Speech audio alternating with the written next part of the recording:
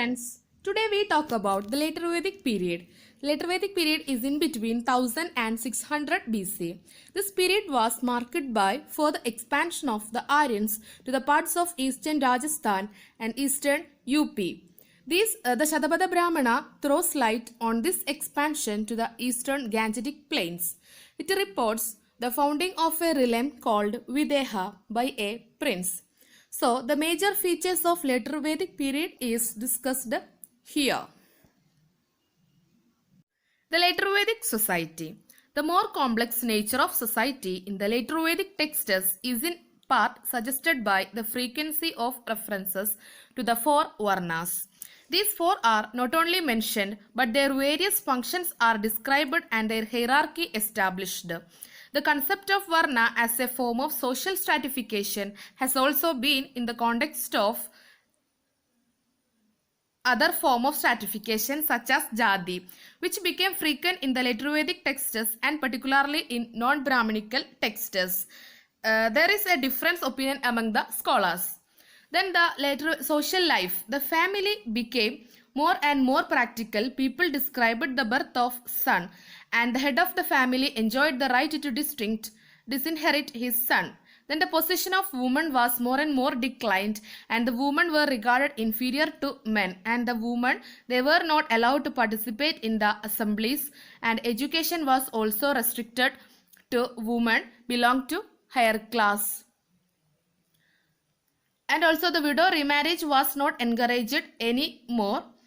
Then the women were considered as inferior to men. The later Vedic polity.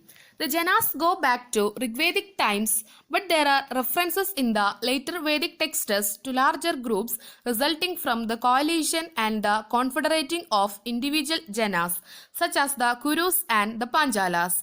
The Vedic Raja gradually evolved into a king, an evolution which involved the transformation of the Rajanya into the Kshatriya, a term which has its root in Kshatriya or power and occurs frequently in later Vedic texts.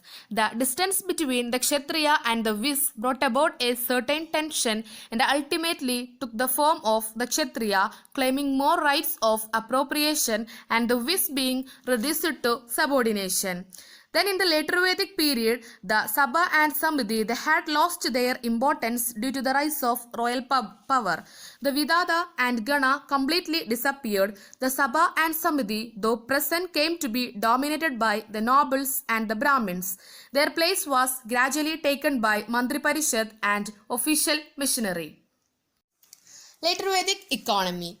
A comprehensive study of the early and later Vedic texts suggests a gradual change from pastoralism to agriculture as the predominant economy.